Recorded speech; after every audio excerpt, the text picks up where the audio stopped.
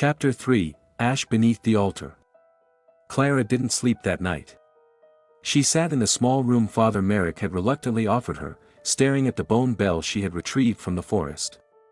She hadn't meant to take it, but somehow it had ended up in her satchel. She didn't remember picking it up. She didn't remember leaving the clearing. But it was there, nestled between her notebook and her grandmother's journal, humming with a quiet, unnatural warmth. The bell was small, no larger than her palm, and carved from something pale and porous. Bone, she was certain. Not animal. Human.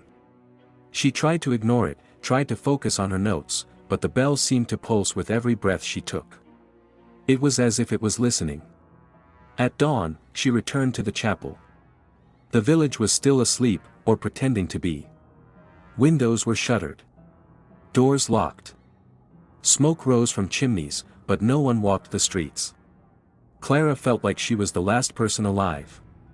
The chapel loomed ahead, its stone walls slick with morning dew. The 13th bell hung silently in the tower, casting a long shadow across the courtyard.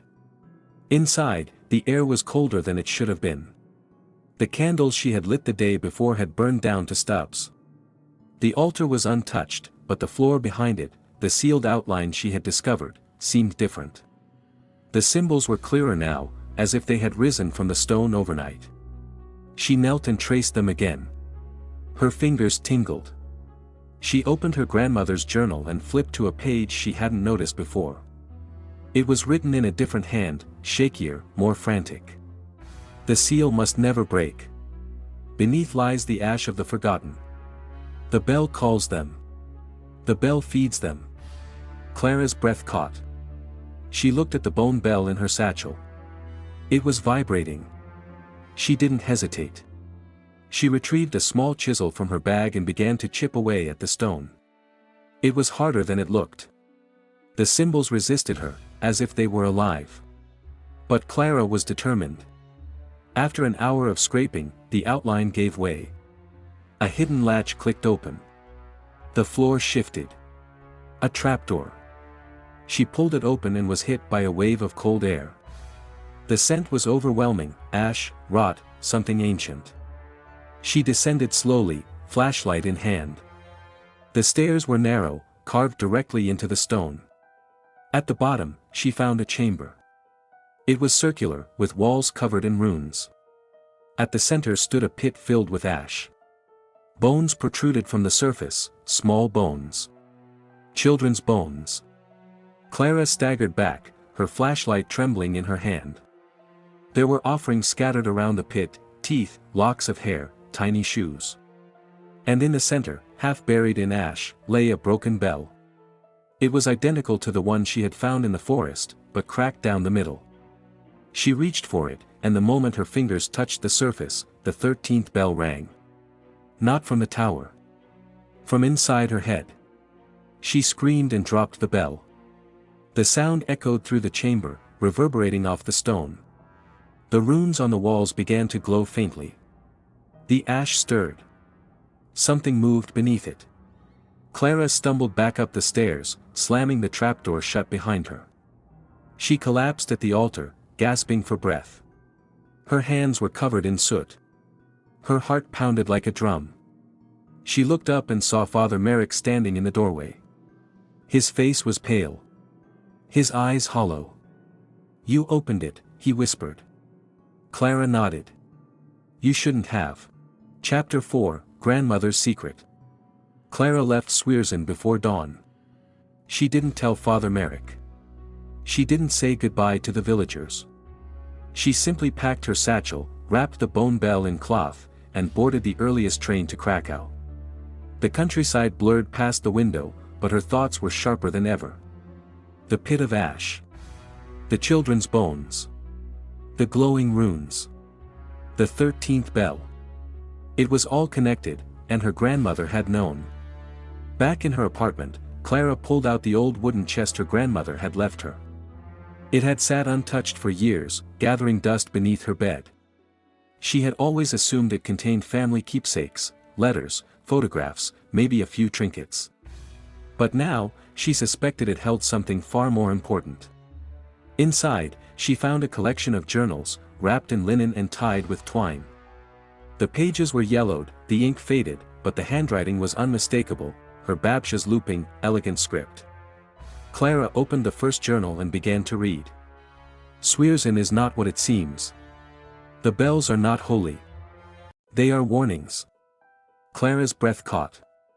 She flipped through the pages, scanning for more. In 1944, the villagers forged a 13th bell. They believed it would protect them from the war, from the soldiers, from the hunger. But they didn't understand the cost. The bell was made from bone. Human bone. They buried the truth beneath the chapel and sealed it with salt and wax. I was there. I helped them. I was only 17. Clara's hands trembled. Her grandmother had been part of it. She had helped create the seal. She had known about the pit, the ash, the sacrifices. And she had never spoken of it, not once, not in all the years they had spent together. One child vanished during the ritual. A boy named Yenek. He was never found. The villagers said he was taken by the forest. But I know the truth. The bell called him. I tried to destroy it. I failed. Clara closed the journal and stared at the bone bell on her desk. It pulsed faintly, as if responding to the words. She opened another journal, this one filled with drawings. Symbols. Rituals. Protective runes. She recognized many of them from the chapel and the forest. But one stood out, a circle of 13 candles, surrounding a bell. The only way to silence the bell is to complete the ritual. 13 prayers. 13 offerings. 13 names. Clara didn't know what the names were. She didn't know what the offerings meant.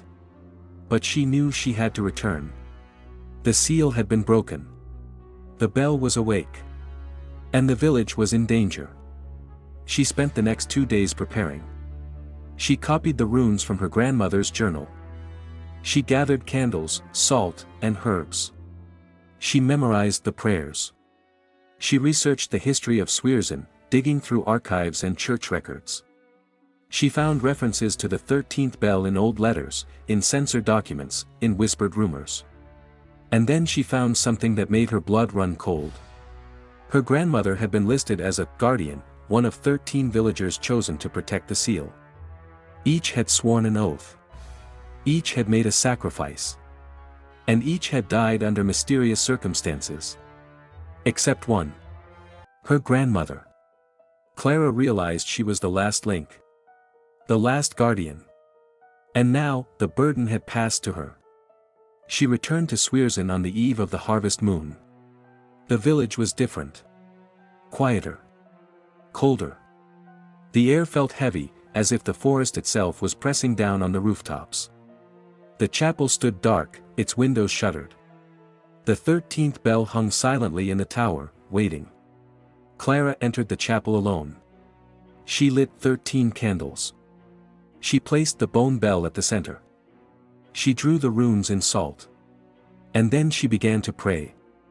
One prayer for each guardian. One prayer for each child lost. One prayer for each secret buried. The bell trembled. The air shifted. Shadows danced across the walls. And somewhere beneath the floor, the ash began to stir.